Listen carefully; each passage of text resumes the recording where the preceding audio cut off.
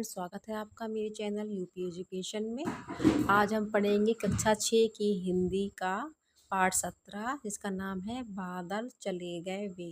आज हम पढ़ेंगे पाठ 17 के प्रश्नोत्तर। सबसे पहले हम पढ़ेंगे समस्त पद्यांशों की व्याख्या। पहला पद्यांश है, बना बना कर से लेकर चले गए वे। इसका संदर्भ है, प्रस्तुत पंक्तियां हमारी पाठ्य पुस्तक मंजरी के बादल चले गए वे नामक कविता से ली गई है। इसके रचयिता त्रिलोचन जी हैं। इसका प्रसंग है, प्रस्तुत कविता में बादल के माध्यम से कवि ने सुख और दुख की बात कही है। जैसे बादल आते हैं और चले जाते हैं, वैसे ही सुख भी जीवन में आता है और चला जाता है। इसकी व्याख्या है, बादलों ने सुंदर रंग बिरंगे चित्र से खाली आकाश को सजा दिया। आकाश में मधुर संगीत हुआ और विभिन्न रंग दिखने लगे। आकाश में हुई शोभा ने चित्त मोह लिया, वे बादल चले गए। इसका अगला पद्यांश है, आसमान अब से लेकर चले गए वे तक। इसका संदर्भ एवं प्रसंग पूर्ववत है, यानी पहले की तरह। इसकी व्याख्या होगी, बादलों के चले जाने पर आकाश साफ नीला नीला स्वच्छ दिखाई दे रहा है। वह दूर दूर तक रसयुक्त श्यामल रंग से सजा हुआ था। धरती पीली हरियाली युक्त और रसवंती हो रही थी। जाड़े के दिनों में प्रातःकाल ओस के कारण भीगा हुआ प्रकाशित नजर आ रहा था। अर्थात बादलों के बरसने के कारण ही धरती का सौंदर्य सबको आकर्षित कर पाता है। वे बादल चले गए। इसका अगला पद्यांश होगा, दो दिन दुखे से लेकर जैसे रहकर तक। इसका संदर्भ एवं प्रसंग पूर्ववत है, यानी पहले की तरह। इसकी व्याख्या होगी, इसकी व्याख्या है, संसार में 2 दिनों के लिए सुख और 2 दिनों के लिए दुख होने का क्रम चलता रहता है। वास्तव में सुख दुख दोनों का आपस में संयोग लगा ही रहता है। संसार में मनुष्य के जीवन में हंसी और आंसुओं की नई तरंगे लहरें आती ही रहती हैं। बादल इसी प्रकार आए थे, जैसे 2 दिन के लिए मेहमान आते हैं और चले जाते हैं।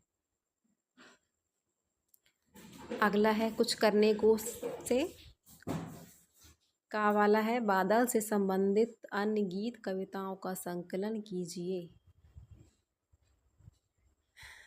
इसका उत्तर है, पहला, पक्षी और बादल ये भगवान के डाकिये हैं, जो एक महादेश से दूसरे महादेश को जाते हैं। हम तो यह समझ नहीं पाते हैं, मगर उनकी लाई चिट्ठियाँ पेड़ पौधे पानी और पहाड़ वाँचते हैं। दूसरा होगा, मेरा कोई धर्म नहीं, मेरी कोई जाति नहीं, निस्वार्थ भाव से सृष्टि की सेवा करता हूँ। मैं बादल हूँ, बस बरस पड़ता हूँ। चाहे हो मंदिर की ईंटें, चाहे हो मस्जिद की दीवार, अपने जल से धोकर नवीन करता हूँ। मैं बादल हूँ, बस बरस पड़ता हूँ। इसका अगला है, हम तो केवल ये आंकते हैं कि एक देश की धरती दूसरे देश को सुगंध भेजती है और वह सौरभ हवा तैरती है और एक देश का भाप दूसरे देश में पानी बनकर गिरता है।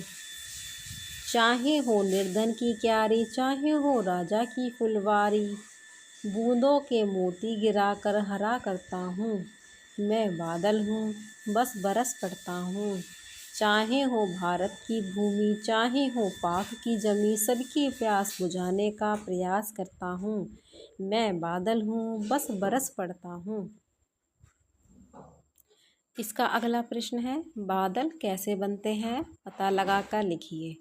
इसका उत्तर होगा, नदियों झीलों तालाबों और सागरों का पानी सूर्य की गर्मी से भाप में बदल जाता है। यह भाप वाष्प के रूप में हवा से मिल जाता है। वाष्प मिली गर्म हवा हल्की हो ऊपर आसमान में चली जाती है। जब हवा से भरे वाष्प एक स्थान पर एकत्र होते हैं तो वे बादल का रूप ले लेते हैं। इसका अगला प्रश्न है, बताइए आपको बादल कब कब अच्छे लगते हैं, कब नहीं। इसका उत्तर होगा, बादल गर्मियों के मौसम में बहुत अच्छे लगते हैं, खासकर तब जब धूप हो रही हो और आसमान पर काले काले बादल अचानक से छा जाएं और ठंडी ठंडी हवाएं चलने लगें। सर्दियों के मौसम में बादल अच्छे नहीं लगते क्योंकि वे सूरज को ढक लेते हैं और मौसम अधिक ठंडा हो जाता है। इसका अगला प्रश्न है, आसमान में बादलों को उमड़ता घुमड़ता देखकर कुछ लोग प्रसन्न हो जाते हैं और कुछ चिंतित। नीचे लिखे नामों में कौन प्रसन्न होता है और कौन चिंतित, कारण भी लिखिए। किसान, यात्री, मोर, कुंभकार। इसका उत्तर होगा, आसमान में उमड़ता घुमड़ता बादल देखकर किसान इसलिए प्रसन्न होते हैं कि उनकी फसलों को पानी की आवश्यकता होती है, जो बादल ही बरस कर पूरी करता है। मोर का प्रिय ऋतु ही वर्षा ऋतु है। बादल देखकर वह प्रसन्न होकर मनमोहक नृत्य करता है। यात्री बादल देखकर चिंतित हो जाते हैं क्योंकि उन्हें कहीं जाना होता है तो बारिश की वजह से उनकी यात्रा में व्यवधान पहुंचता है। कुम्हारों को अपने बनाए हुए मिट्टी के बर्तन धूप में ही सुखाने होते हैं, लेकिन बादल देखकर वे चिंतित हो जाते हैं कि कहीं बारिश हो जाए और बर्तन गल ना जाए। इसका अगला प्रश्न है, आपने इंद्रधनुष देखा होगा, सोचकर बताइए कि इंद्रधनुष में कौन कौन से रंग होते हैं तथा इंद्रधनुष कैसे बनते हैं। इसका उत्तर होगा, इंद्रधनुष में 7 रंग होते हैं, हरा, नीला, पीला, नारंगी, बैंगनी, आसमानी और लाल। यह बरसात के दिनों में वायुमंडलीय प्रक्रिया से बनते हैं। अगला प्रश्न है, यदि कुछ वर्षों तक बादल आए ही नहीं अर्थात पानी बिल्कुल न बरसे तो क्या क्या समस्याएं आ सकती हैं, सोच कर लिखिए। इसका उत्तर होगा, यदि कुछ वर्षों तक बादल ना आए तो बारिश नहीं होगी। बारिश नहीं होने पर फसलें सूख जाएंगी, नदी नाले कुएं तालाब झील सब सूख जाएंगे, भयंकर अकाल की स्थिति उत्पन्न हो जाएगी। पशु पक्षी मनुष्य सहित पेड़ पौधे सब पानी के अभाव में मरने लगेंगे। अगला है, निम्नलिखित का आशय स्पष्ट कीजिए। रंग दिखाया, रंगीन शोभा दिखाई, चित्त चुराया, मन को मोह लिया, श्याम सजीला, श्याम वर्ण से सजा हुआ, नवल तरंगी, सुख दुख की नई नई लहरें। इसका अगला प्रश्न है, कविता में कुल 3 पद हैं, तीनों पदों के तुकांत शब्दों के अलग अलग जोड़ा बनाकर लिखिए। उत्तर है, सजाया, चुराया, सजीला, गीला, दुख, सुख। बादल की तुलना पाहुन से क्यों की गई है। उत्तर, बादल पाहुन की तरह ही 2 दिन रहकर चला जाता है, इसलिए उसकी तुलना पाहुन से की गई है। अगला प्रश्न है, दुख सुख में दोनों शब्द एक दूसरे के विपरीतार्थी हैं, इसी तरह के 5 शब्द युग्म लिखिए।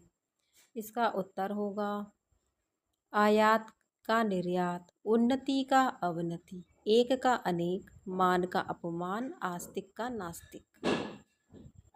निम्नलिखित शब्दों के 3-3 पर्यायवाची लिखिए। उत्तर है, आकाश का नभ गगन अंबर, धरती का धरा वसुधा पृथ्वी, प्रभात का सुबह भोर प्रातःकाल, बादल का मेघ घन जलधर। हेलो फ्रेंड्स, वीडियो यहीं पर समाप्त होता है। अगर आपको मेरी वीडियो अच्छी लगी हो तो प्लीज़ मेरे चैनल को सब्सक्राइब कीजिए और मेरी वीडियो को लाइक कीजिए। धन्यवाद।